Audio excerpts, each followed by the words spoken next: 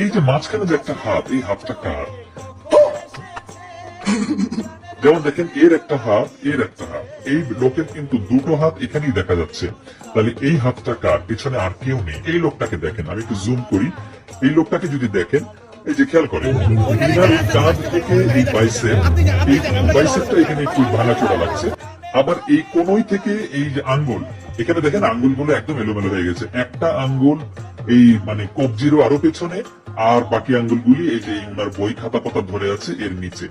ঠিক আছে। এবং জুতার দোকানে কেউ এরকম বই খাতা, রেজিস্টার বুক এই সমস্ত চুরি করবে না। হ্যাঁ, জুতার বক্স তার হাতে কথা ছিল, বা ডিরেক্টলি সামনে এখানে জুতা আছে, তাহলে তার হাতে জুতা থাকার কথা ছিল। এভাবে জুতা এই খাতা বইপত্র থাকার কথা ছিল না।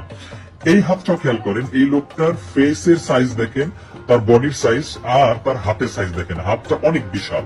বিশেষ করে এই কাঁধ থেকে বাইসেপ এবং কোনই থেকে এই হাত এখানে গিয়ে একদম রেশিও মিলছে না। এই ব্যক্তিরও হাতে জুতার বক্স থাকার কথা ছিল, বা জুতা থাকার কথা ছিল, কিন্তু তেমনটা দেখা যাচ্ছে না।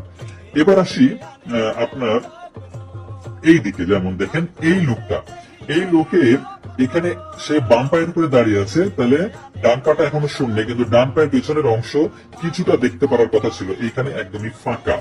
ঠিক আছে, এআই এগুলো ঠিক মতো জেনারেট করতে পারে নাই। বাকি হাতগুলো যদি দেখেন, আপনারা ভালো মতো খেয়াল করলে দেখবেন নিশ্চয় ঠিক নাই। তারপরে জুতার একটা বক্সেও কোনো লোগো নাই। হ্যাঁ, খেয়াল করেন, কোনো লেখা নাই, লোগো নাই, এমনটা হওয়ার সময় কথা ছিল না। জুতাগুলো যদি আপনি খেয়াল করেন, তেমন মানে লোগো টোগো দেখা যাচ্ছে না। যাই হোক, তারপরে আমি হাত দিয়ে প্রমাণ করলাম। বাকি এই যে এই লোকের হাতটাও যদি দেখেন,